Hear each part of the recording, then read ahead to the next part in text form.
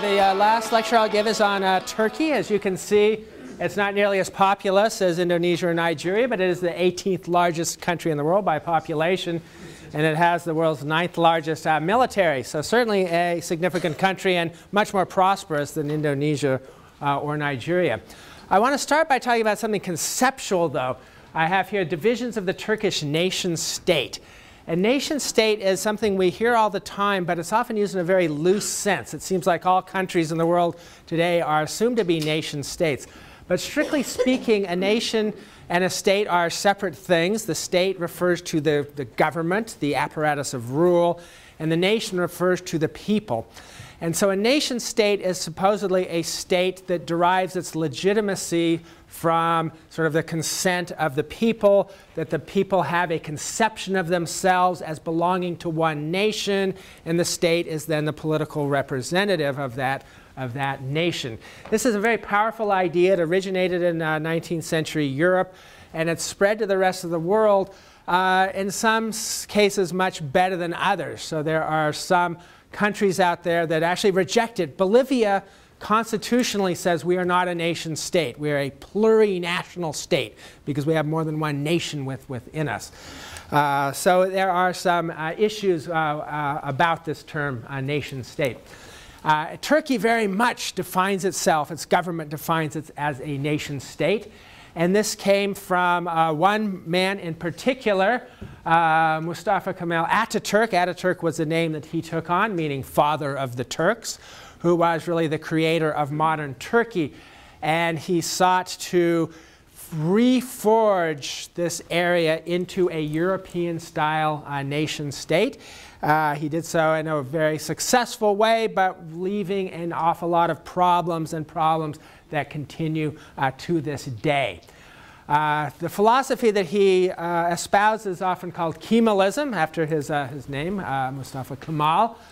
And it rests on 6 fundamental pillars. So nationalism, a sense that we should have a common national identity everywhere. Statism, meaning a very strong state, a strong government. Republicanism, meaning that it's not a monarchy or anything like that. It's a government organized on Republican principles.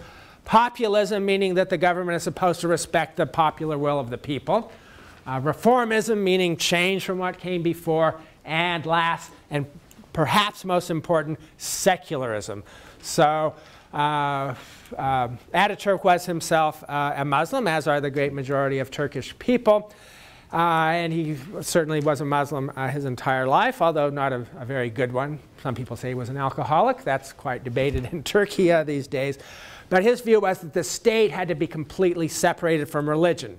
The state could influence religion, but religion could not influence the state. The state had to be secular. And more important than the public sphere had to be completely secular, such that women not allowed to wear Islamic headscarves in universities in Turkey until quite recently. So anyway, for many years, these were unchallenged, sacrosanct ideas. This is what Turkey was based on.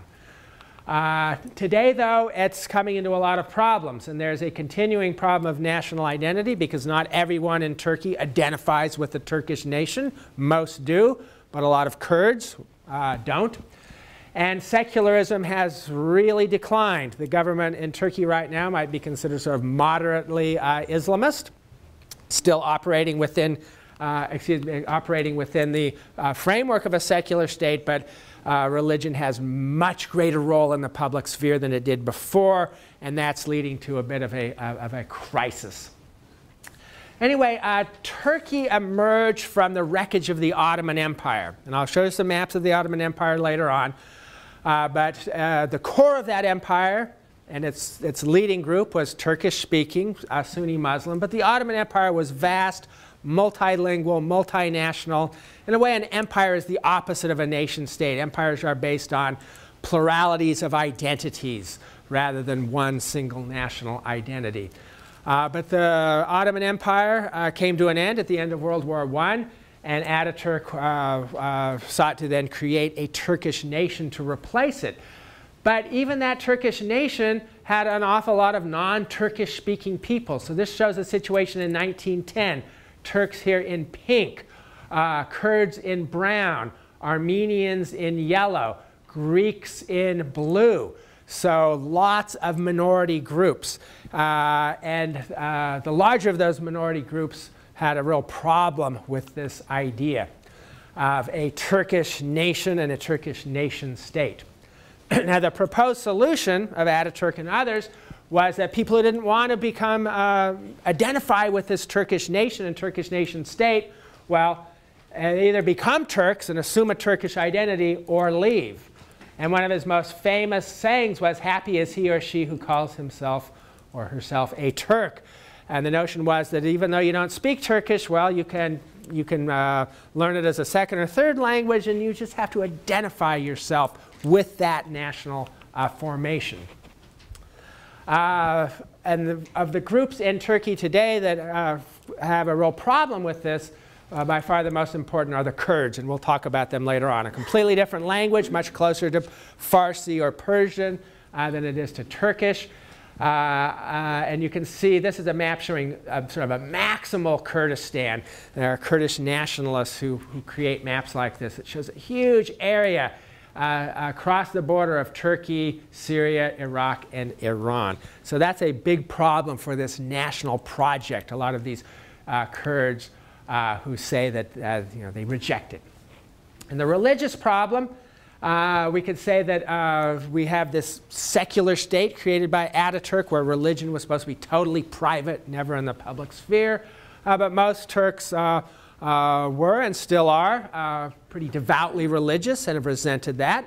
The more prosperous minority have generally been quite in favor of this secular identity, but not the mass of the population, not the poor people and the peasants. And so we've seen this recent empowerment of religious conservatives, crisis of Kemalism, and we can say a crisis of the Turkish nation state. So as before, I'm going to give a little bit of historical background. I'll just show a map of the Ottoman Empire at its height under Suleiman the Magnificent in the 1500s. So it was centered in Istanbul, formerly Constantinople, and its leading groups were Turks, but it included millions of Arabs, Greeks, Bulgarians, Kurds, many, many, many different groups, and it sort of ruled them through their separate identities, that the different groups had their own courts where they would take care of their inheritance and personal matters. So it ruled through separation, and that was sort of a characteristic of empires. In the 1800s, the Ottoman Empire was sometimes called the sick man of Europe. It did not experience the same sort of military modernization as European states. It lost most of its territory. But in 1914, it still included all of what is today Turkey, Syria, Iraq, Lebanon, Israel, the Palestinian territories, Jordan, and a big chunk of what is now Saudi Arabia. Lots of Arabic speakers in that empire as well. And the Ottoman Empire made what turned out to be the disastrous decision of allying with Germany and Austria-Hungary in World War I. So you can see one of the so-called Central Powers, which meant that they ended up fighting the British, and the British helped arm an Arab rebellion because this was a time when national identities were building up, and most Arabic speakers thought we should have our own state. We're not Turks. Why should we be part of the Ottoman Empire, which is led by Turks? So there was a big rebellion. We've probably heard of Lawrence of Arabia, just one figure. It was really the Arabs who did the fighting, and actually they were much more effective than the British in fighting against it. But anyway, the Ottoman Empire loses, and Britain and France decide to dismember it. And they take over the southern territories. Actually, and they had promised independence to the Arabs, but they didn't give them independence. Britain took over Iraq and Jordan, Palestine.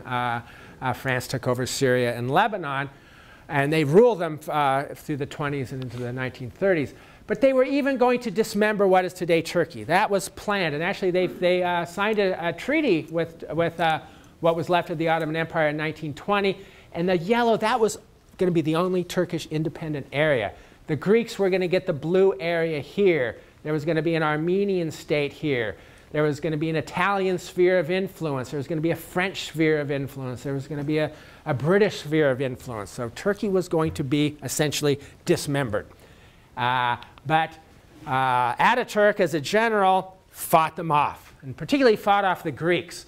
And the Greek launched a war, and they made it almost to Ankara, totally overextended. And the Turkish military forces were able to crush them. At this time, Britain and France were exhausted by World War I, and they didn't want to get involved in another war. So they signed another treaty in 23, establishing basically the modern boundaries of Turkey. Not entirely. Turkey gained a little territory here, but they basically got the modern territory of Turkey and created the Turkish nation state under the guiding philosophy of Kemalism, of the secular republican state. But there was the ongoing nationalities problem, and that was especially a big deal with Greeks and Armenians, because not only do they have a different language, Greek and Armenian, but also Greeks and Armenians, Christians. And this map shows the situation in 1914 at the eve of World War I. And the Greek-speaking areas are here in this sort of tan color. So the Aegean Sea, parts of the Black Sea area, lots of Greeks. The red here is Armenian. This is Armenia proper, but there were more Armenians in what is now Turkey at that time. Well, these were problems. They were solved, if we can use a mild term like solve for what were actually pretty horrible things. The Armenians essentially were eliminated in World War I. They were expelled. This is what most historians call the Armenian Genocide. In Turkey, you cannot use that term. What Turkey says was, yes, there was a terrible situation here, but the government, the Ottoman Empire, didn't seek to exterminate them. Rather, the Ottoman Empire seek to move them away from the border with Russia, because Russia was part of World War I, seek to move them into the desert areas. There wasn't enough food, blankets, transportation, and most of them died on the way. But it's undeniable that there were that most Armenians either died or were expelled. So this huge population gone. Greeks, gone too. This is a little bit different case. It wasn't bloody. We're not mass deaths here. Rather, Greece and Turkey made a decision: we will mutually expel each other's minority. So all the Turks were expelled from, not all, the vast majority of Turks were expelled from Greece, and the vast majority of Greeks expelled from Turkey. So a huge population transfer. So those two problems were over, but you still had the Kurds. The idea was that what's left are almost entirely Muslim groups. They had been under part of the Ottoman Empire. Most of them speak Turkish. There are minorities, but those minority groups are again supposed to assume this Turkish identity. The Kurds didn't want it. The state's response was to educate everyone accordingly. So much so that by the 1990s, you couldn't even call yourself a Kurd. You had to call yourself a Mountain Turk. You could not use Kurdish anywhere in public. You couldn't use it in schools. You couldn't use it in the media. You couldn't have any television, any radio, no Kurdish. You could speak it at home, but that's about it. And this is something that infuriated the Kurds and led to more rebellion rather than less. This is a map that shows some of the minority groups. They're exaggerating their territory. And I just, so the Turkish-speaking peoples are in this sort of neutral yellow color, Kurds in green. And a lot of the non-Turkish speaking peoples have assimilated. The Adagai, or Circassians, they've pretty much lost their language. They're originally from the Caucasus Mountains anyway. They have no problem with the Turkish identity. Yeah, they'll say we're Circassians, but that's sort of a sub-identity. There's a group over here called the Laz. They speak a language close to Georgian. They speak it at home, but they have no problem considering themselves Turks. There are Arab speakers here. That's a little bit more of a problem because you do have big Arab states. But like I said before, it's the Kurds that is the big issue. It's a big chunk of Turkey. I never know how much detail to go into. Actually, Kurdish is not one language. Kurdish is a number of closely related languages, and there's big debates on what you should include and what you shouldn't include. You can see they're Iranic. They're related to Farsi or Persian. And this shows Kurdish in orange, and then blue, something called Zaza. Zaza are sometimes considered to be Kurds, sometimes not. Whereas the Kurds proper have been real opponents in general of the Turkish nation-state ideal. The Zaza, on the other hand, were until recently big proponents of it. And that has to do with their religious distinction, and we'll get to that in a second. So the Zaza follow a very particular form of Islam called Alevi Islam, which is quite distinctive. So we'll get to that in a second. So anyway, it's a complicated situation, more complicated than we usually hear. But anyway, large numbers of the Kurds have outright rejected Turkish national identity. And in the 1970s and 1980s, launched a big rebellion. You can see the Kurdistan Workers' Party was founded, espousing Kurdish nationalism. It's had some ideological changes. I'll get to that in a second. But there's been an ongoing war. There's been talk of a peace treaty in the recent years. It's a little less tension than there had been, although there's escalation since September 2014. It looked like a year ago, it looked like this rebellion was finally coming to an end, that the PKK, this Kurdish nationalist group, was laying down their arms. Turkey was being more accommodating. They were allowing Kurdish to be used more in the public sphere. They weren't so repressive. And so it looked like things were getting better. But the problems in Syria have exploded. They've implicated this because Kurds are fighting against ISIS or ISIL. And they're furious that the Turkish government isn't giving them more support. So it's ongoing again. And notice, we're talking about up to 20,000 people killed, maybe 40,000 people killed. So this has been a significant war that's gone on for decades. Like I said, I've already sort of said before, so this is a bit redundant about, again, even banished singing in Kurdish, and these very harsh issues. It's very interesting to look at the PKK, this Kurdish political party, which has its military wing. It's undergone a total ideological transformation from 1978 to 1995. There's its flag, and that tells you everything you need to know. It was a Marxist-Leninist group allied with the Soviet Union, which supplied it with some support, unclear how much. When the Cold War came to an end, that made a little bit of a problem for this, and many Kurds decided that communism was an exhausted ideology. And its leader, Abdullah Öcalan, who's incarcerated by Turkey. But anyway, in 1999, he abandoned Marxism and embraced something called democratic confederalism, based not on communism, but on communalism. I'd have to look into more precisely what that means.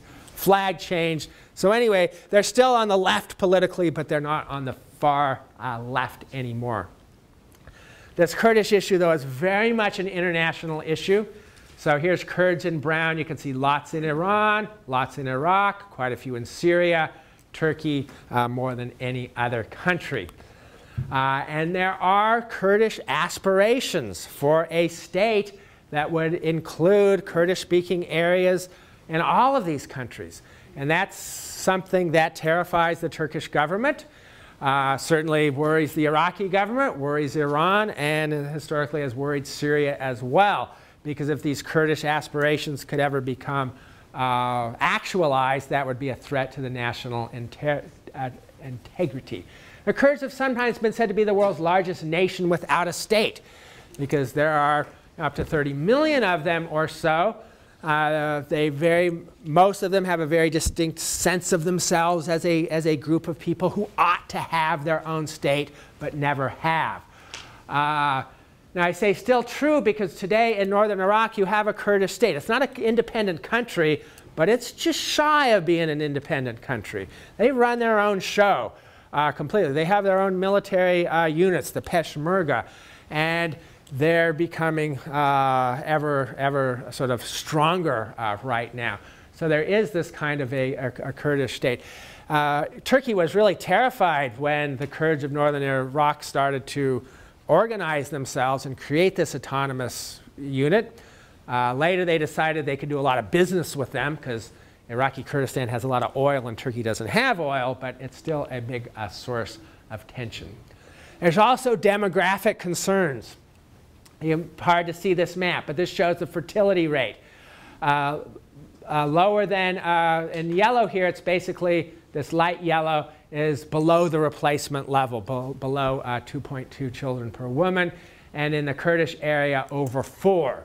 Or this shows changing, it's really hard to read, changing, actually you can see at this point, increasing fertility. So much higher birth rates in the Kurdish area. And so there are sources saying there could actually be a Kurdish majority in Turkey. Probably not, but that is something that really concerns them. The president of Turkey right now, Erdogan, is saying, have children, Turks. It's your duty. You've got to have more children than you are. And that's one of the reasons. Also, the Kurdish areas are much poorer. It's interesting. In Iraq, you look at Kurdistan as the more modern, economically prosperous part of Iraq. But in Turkey, the Kurdish area is very much the poorer part of the country with higher birth rates. And this just shows relative economic and social development. These light colors over here are the wealthiest around Ankara, around Istanbul, on the coastal area. And the farther you go in the interior, sort of the lower levels of social and economic developments that you get. So that's the big national issue, the Kurdish problem. And then the other issue is the religious issue. So we hear the crisis of post-Kemalist Turkey, which has to do with the eclipse or decline of secularism, one of Ataturk's main pillars, and the rise of moderate Islamism. There's a big division in Turkey. It's not like Indonesia or Nigeria where you have different religions. You have 99.8% Muslim population. There's still a few Christians, about 16,000 Jews, but the vast majority of non-Muslims gone because of the expulsions and the like. And the vast majority of Turks say they believe in one God, much more than, say, in European countries. In some European countries, in the Czech Republic, you get definitely a minority believes in that. But here's the big division where you have about 16% extremely religious, and then the rest divided between somewhat religious and not really religious. Yeah, I'm a Muslim, but I don't go to mosque. I don't pray. I'm a not very religious Muslim. And that was the group that was empowered. That's the wealthier, tend to be the wealthier population, much more in the West. That was the bulwark of this Kemalist system, was Muslim but not particularly religious. 65% though say religion plays a very important role, and that's the majority, and that's the group that has been politically empowered. So here we have some very small numbers of different Christian groups and the like. But Islam is not entirely uniform in Turkey by any means, and it's often portrayed as if it were. But you got a big division between, as in many Muslim countries, between Sunni, that's the majority, and Shia, the minority. But in Turkey, it's particularly interesting because you have a very heterodox or non-orthodox variety of Shia Islam called the Alevis, who are up to 30% of the population. And the Alevis are very, very distinctive. You can see they're mostly not in Kurdistan proper, but if you remember, I showed this group called the Zaza, who have a language really closely related to Kurdish. Or sometimes that's the core. We have a lot of Turkish-speaking Alevis, a lot of Zaza-speaking Alevis. They're both there. And the Alevis are interesting because they are probably the least orthodox of any major Muslim group. And there are some others who you could put in that category as well. But the Alevis say everything in the Quran and the Hadith, the sayings of the Prophet Muhammad, should be taken allegorically, should be taken symbolically, everything. And of course, the Quran prohibits wine. They said, well, it doesn't mean you can't drink wine. You interpret that allegorically. They don't even worship in mosques. They have what they call a gem that they worship in. Men and women worship in the same places equally. So it's very distinctive, very interesting history. We could talk about it in the questions later on. And they used to be real firm supporters of the Turkish state because the secularism sort of gave them protection. Because to sort of the more hardcore Sunnis, this is considered very heretical. This is not, people like ISIS would say, you're not Muslim at all, you're total heretics.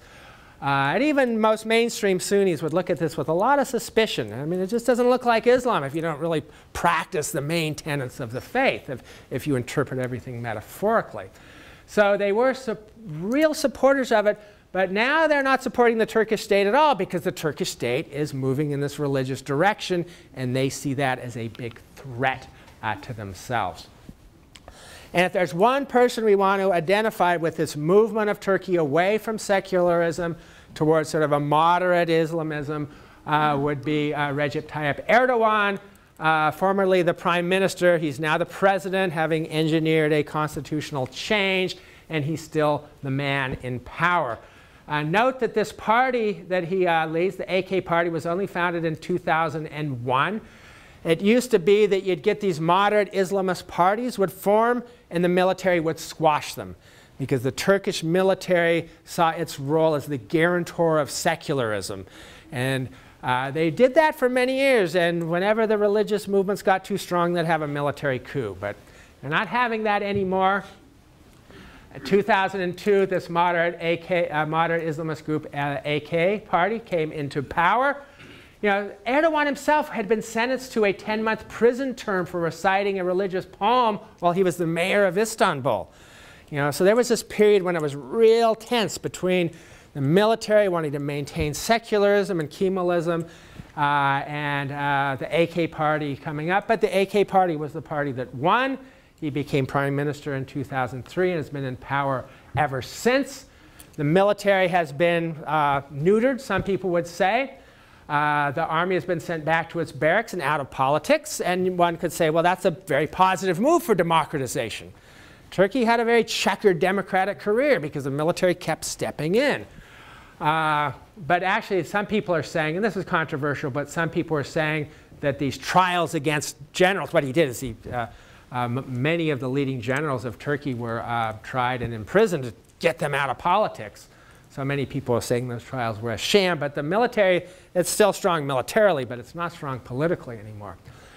To note, though, that there's big divisions here, that there's the minority that still favors secularism, which is more in the West and among the wealthier segments of the population, often have massive protests. This is 2007. You can see the Turkish colors of the Turkish flag. People wanting to maintain the Kemalist legacy.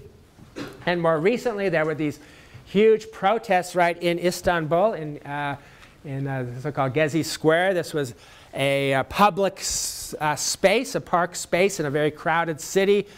Actually, what the government wanted to do was turn it into a shopping mall, modeled on the basis of Ottoman-style military barracks. So they're looking back to Ottoman history. But a lot of the younger people, sort of more secular, found this as a real assault on themselves. So massive protests, huge use of tear gas, and that has calmed down very much. So it's interesting, you're getting a lot of criticism of Erdogan. Here's The Economist portraying him like an Ottoman sultan.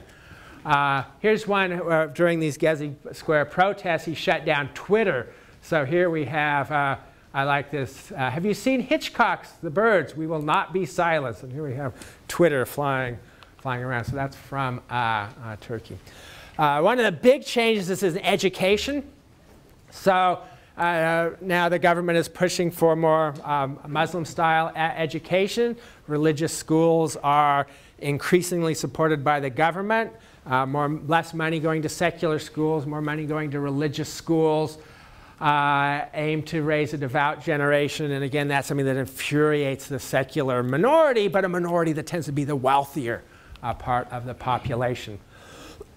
Even within the religious segment of Turkey's population, though, now there's a big divide.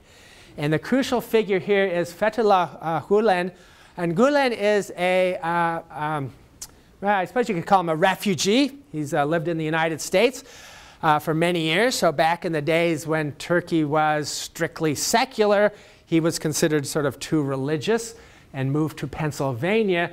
But he maintains this a very large movement. It's It's devoutly religious, but also very accommodating. It really seeks dialogue with Christian groups, with Jewish organizations. So it's a modernist movement, promoting a tolerant Islam, emphasizing altruism, hard work, and education. But it's created a huge movement. It's the Gulen Empire, sometimes called. It's got schools in over 140 countries. It owns a lot of newspapers, big businesses, social organizations as well, a lot with the Turkish diaspora in Germany. And here's where it's based in Pennsylvania, of all places. But Gulen and Erdogan were allies, both modernist Islamists, right? They who want more religion, but want certainly don't want any sort of extremism. But they've had a huge falling out. It's really sort of unclear what led to it, but a lot of people just think it's because Erdogan wanted to centralize most power in himself and his own party, the AK party, and really saw Gulen as having too much power himself. So they have actually issued an arrest warrant, but the United States would have to extradite him, which is not going to happen. They can apply to Washington for extradition, but that is not likely to happen.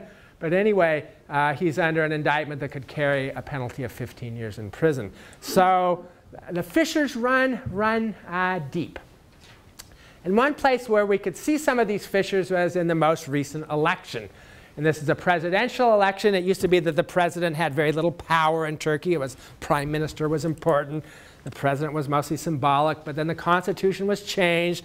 Now the president has more power, and Erdogan is now president. And you can see he won fairly narrowly, just over 50%. One issue was the opposition was divided, and I'll talk about this. İhsanoğlu, as an independent, won almost 40%, and Demirtas won about 10%. But it's interesting to look at the geography of that and how it works out.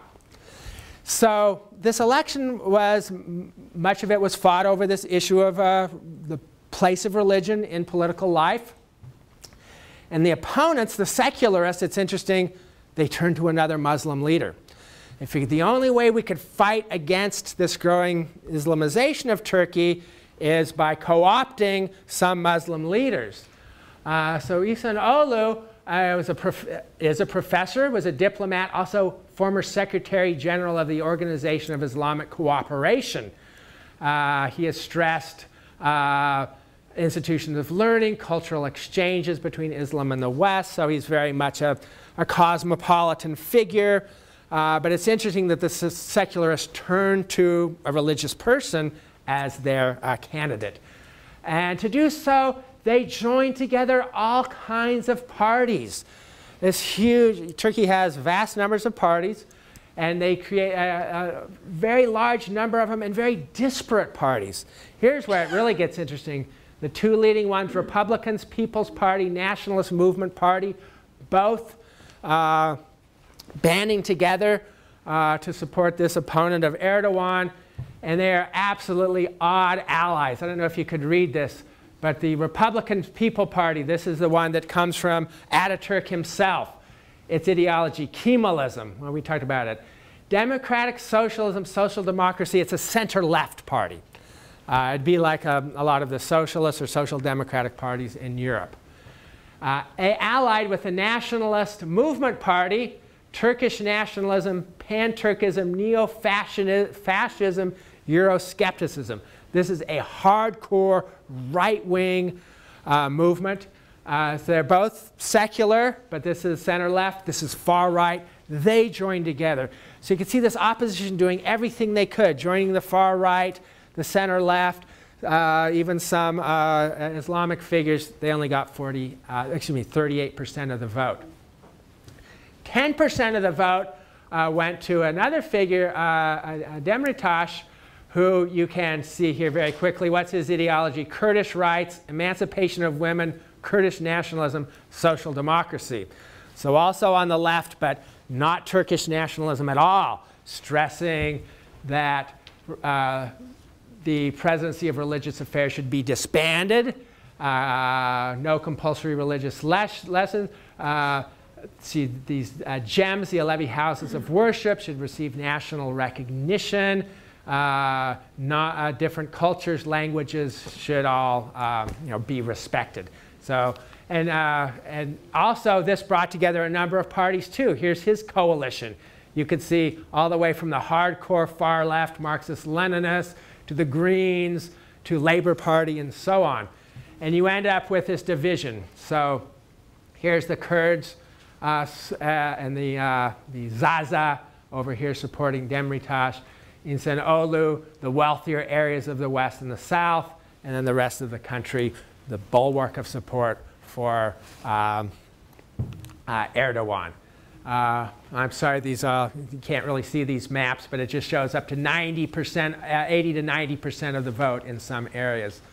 You can look at that later on. That just shows the representation of in their current parliament. If we want to look at Erdogan's popularity, which is real, okay, almost half of the Turkish population hates him, but more than 50% likes him, votes for him, and really loves him. And why does he have such popularity? Well, one has been the economic rise of Turkey, rising power on the Bosporus. You can look at economic growth. This was from up to 2010, comparing Turkey to Germany, France, Italy, or Spain. You can look at rise in consumer spending compared to the same countries. So Turkey had a real great economic run under the AK party, this moderately Islamist party under Erdogan. Huge economic growth. Now again, there's big questions of whether or not it's sustainable. This is from the, I believe it's from The Economist, saying that this is from 2014. Political turmoil. Remember those huge demonstrations in Istanbul? Anyway, they're saying this is going to lead to economic problems, that Turkey has been growing too fast, inflation is heating up, the Turkish lira has been declining. So anyway, that's one way of looking at it as sort of real growing problems. You can see non-performing loans. Turkey has had a long history of bouts of high levels of inflation. Actually, at one point they dropped off, I think they dropped off 6 zeros off their currency because it had been so hyperinflated. So anyway, they had this tremendous economic success. Now it's looking shaky. Well, right now, things have changed again. Why? Turkey has no oil of its own, really. Or very little oil, very little natural gas. So here's The Economist recently saying, saved by the well. An ailing economy has staged partial recovery thanks to cheap oil. So if you look at the fall of oil prices, there are some countries that are losers, there are some that are winners, and there's some like the United States where it's a bit of both. But certainly Turkey is one of the winners because they import virtually all of their energy, and it's a lot cheaper than it has been. What are some of the implications of this transition away from the Kemalist idea of the secular state toward a sort of a moderate Islamist government? Well, one is that Turkey, it's a NATO ally of the United States. That goes back to the Cold War period. But Turks do not look favorably upon the US or any other country, really. And here we do have good public opinion polling. You know, in Nigeria, we don't. We don't know really what Nigerians think. But Pew has done an awful lot of polling in Turkey. Turkey is it's a well-educated, modern country in many ways, and so you can do this sort of thing. And I don't know if you can see this, but U.S. Image in Turkey. So this would be a negative here, and that's well over, that's about 70% or so favorable, only about 20%. And it's interesting too, even most other countries, Turks have an unfavorable opinion of. Saudi Arabia, 53% unfavorable. And you can even, I don't know, why would it be unfavorable towards Brazil? That kind of mystifies me. Israel, of course, much higher. Actually, it used to be under the days of the military rule, Turkey and Israel were allies, not on the surface, but under the surface they were. The Turkish military worked closely with the Israeli military. But that's very much a thing of the past. That's changed very much as well. So there's a lot of anti-American sentiment in Turkey, and it spans the political spectrum. So I don't know if anyone saw this. Turkey is a NATO ally, so the United States has a lot of military there. But in November of 2014, U.S. sailors were roughed up pretty severely. And it's interesting, who are they roughed up by? A Kemalist organization, in other words, staunchly secular, which has beliefs that the West controls the AK party, the religious party of Erdogan. Kind of ironic. So a lot of sort of conspiracy theories going on.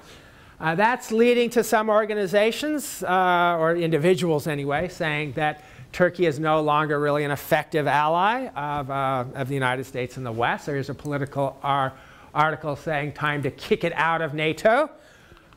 Here's U.S. News and Report saying no chance Turkey will be kicked out of NATO. It's too important of a country, too big of a military, and that's simply not going to happen. We have a Gatestone Institute looks at international affairs, though, talking about Turkey's problems otherwise. It's interesting, when Erdogan came to power, one of his lines was, "We don't want to be enemies with anybody. We'll even be friendly with Syria." Well, that didn't last. When the Syrian rebellion came up, Turkey became a staunch supporter of the anti-Assad movement.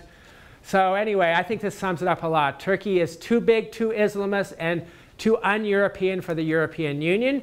It is too little Islamist and a former disliked colonial power for most of its Arab neighbors. It's a sectarian and a regional rival for Iran, and a security threat to the bigwigs in the Shanghai Cooperation. Well, I don't think that tells you much. Shanghai Cooperation Organization is China, Russia, Kazakhstan, but it's not a very powerful group. Turkey has long been an applicant to the EU, and 15 years ago, a lot of people thought Turkey would eventually become a member of the EU.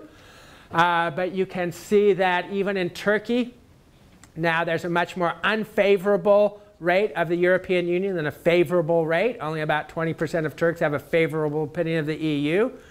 60% have an unfavorable rate.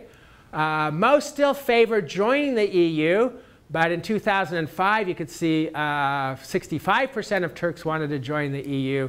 Now it's much more like 70%. Now it's much less.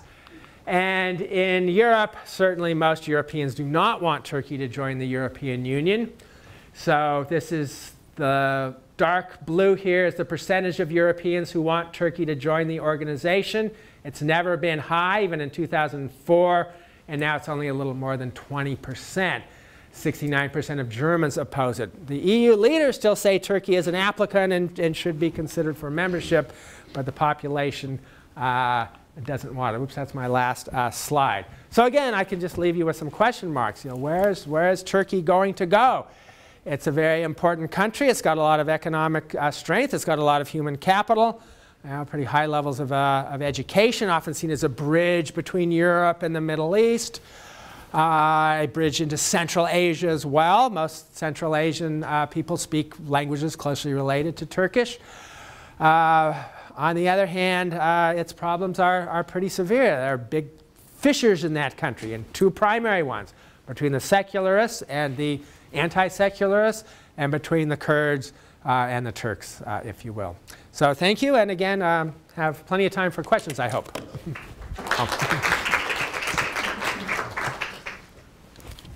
Yes? So I don't know how much you know about like the Guan schools in the U.S., or I guess I don't know much outside the U.S., but worldwide. And a lot of the schools, have mostly Turkish teachers, right. And administration, and are in low-income, high-minority areas. That's true. Yeah. Is there an ulterior motive? I mean, what is? That's something that I think a lot of people talk about, but it's just that they have so many schools. And right.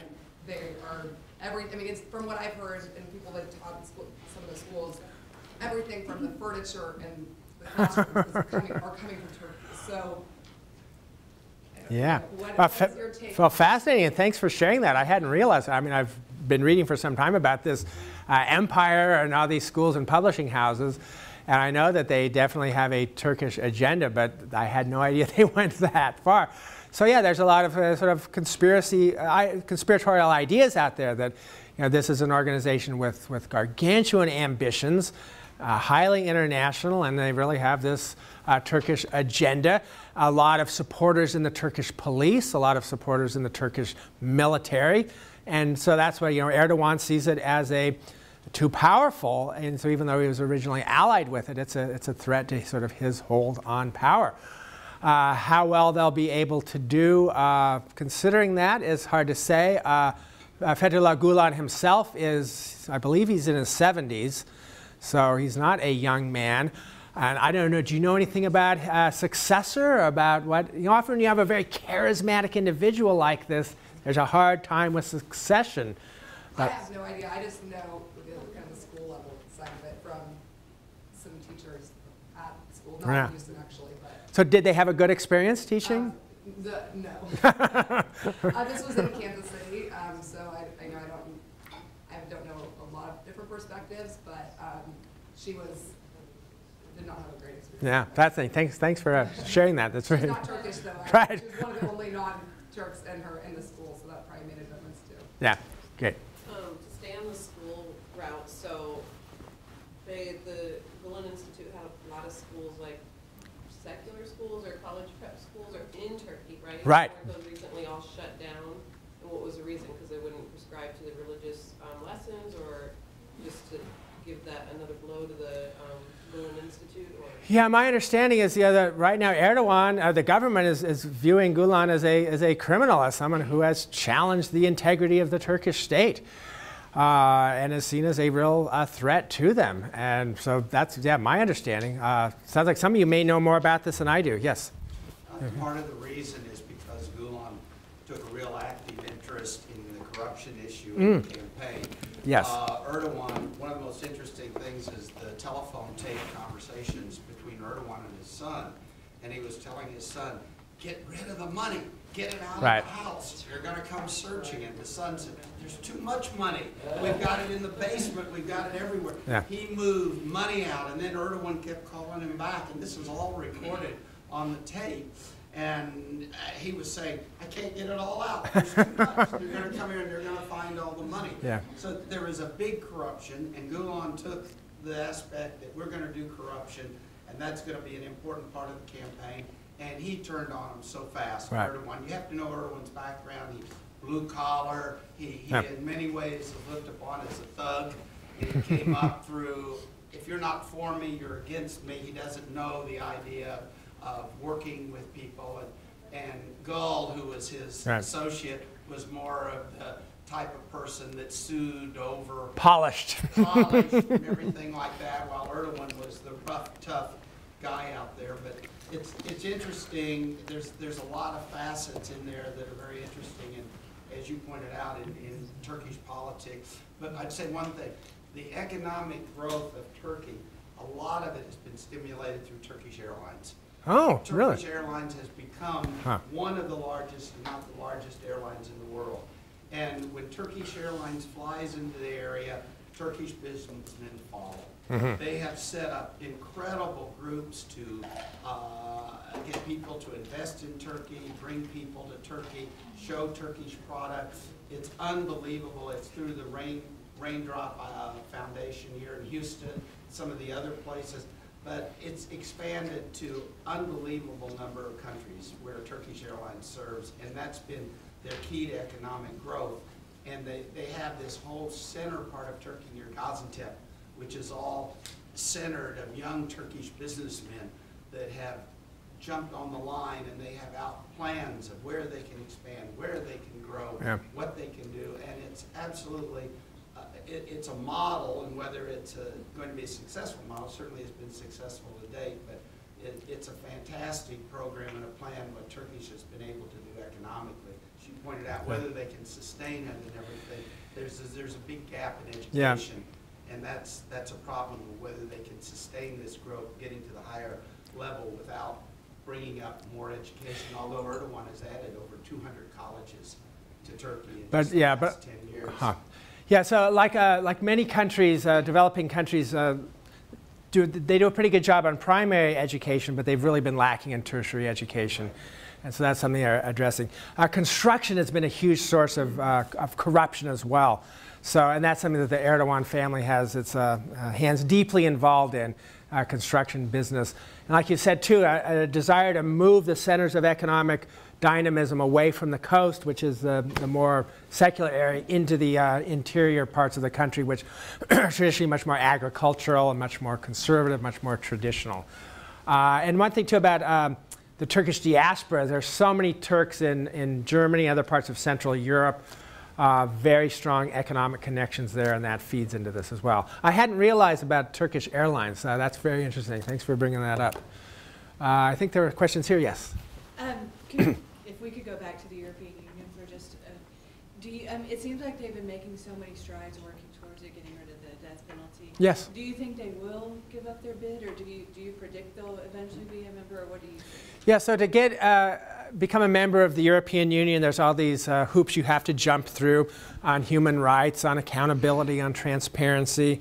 And so that is something that Turkey has done a lot to do, although critics in the European Union say they have a long way to go on many of these issues. But considering the fact that the European Union is, I wouldn't say in crisis now, but it could be heading that direction.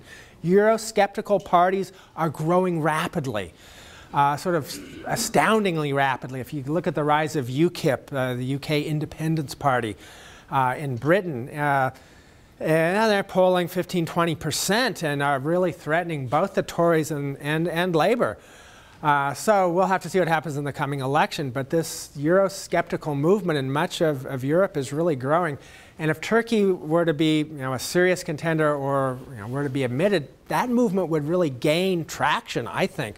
Because you can see in the public opinion polling, a lot of Europeans think that the European Union has enlarged too much as it is. Romania and Bulgaria were kind of controversial. A lot of people think their corruption levels are too high and they don't really fit the European Union. So I think Turkey would be a bridge too far in a way. Now, of course, things could change, but at least looking at the current situation, I think they'll just remain in limbo. That would be my guess. Pretty difficult to make predictions, though. Was there a question here, I thought, earlier? Yes, in the back. Do you see much energy in independent movements for all these little countries, like the Scotland independence? Yeah. How do you see that playing out worldwide? Well, in Europe, in North America to Canada, the idea has been that they're going to be handled in a democratic fashion through plebiscites, through elections. So Quebec has had what? I think they've had 3 now, and they managed to get quite a large minority, but they certainly haven't been able to come through with a majority. Scotland obviously failed. The one place that would probably win in Europe would be Catalonia in Spain. So most Catalans probably want independence, and the Spanish government says that's constitutionally prohibited. And so they've had elections, but the Spanish government is not going to recognize that. But there certainly is very, very strong movement for that one in particular. Outside I mean, they're all over the world. You can find examples of independence movements. Sometimes they succeed, but it's interesting where they have succeeded, it's almost always a case where there was a pre-existing framework that allowed it. For example, Eritrea became an independent country from Ethiopia, but in the colonial period they had been separate. The only real exception is South Sudan becoming independent in 2011. Because usually the international community hates this idea because virtually every country has potentially secessionist movements. So the idea is if we open up this can of worms, it's going to spread everywhere, and so we can't allow it. But the rebellion in Sudan was so intense that eventually it was agreed that it would happen. But South Sudan has not been a success.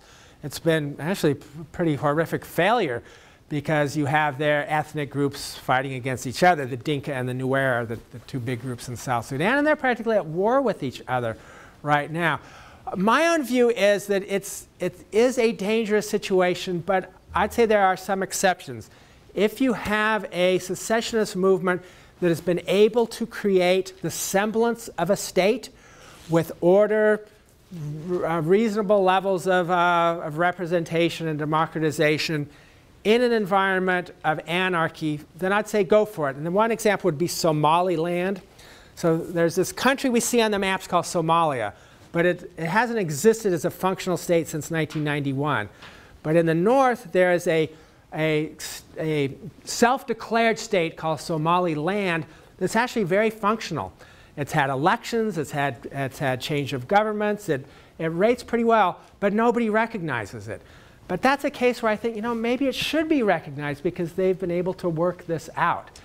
But I'm getting into my own opinions here. I certainly would say most members of the sort of international community, diplomatic community say, no, we're not going to go there. It's just too much of a problem. But it's a huge issue and over much. And another way to do it is to give large levels of autonomy and not quite have independence. So Aceh in northern Sumatra and Indonesia, you could sort of think of it that way. We could even think of Belgium.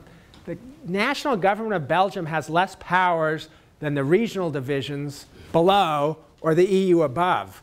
So we still have this country called Belgium, but it doesn't do that much anymore.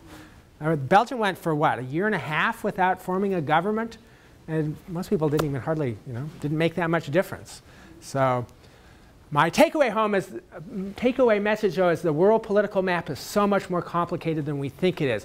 We look at this map with this 191 whatever countries we have, and they all appear to be the same kind of entities covering their territories.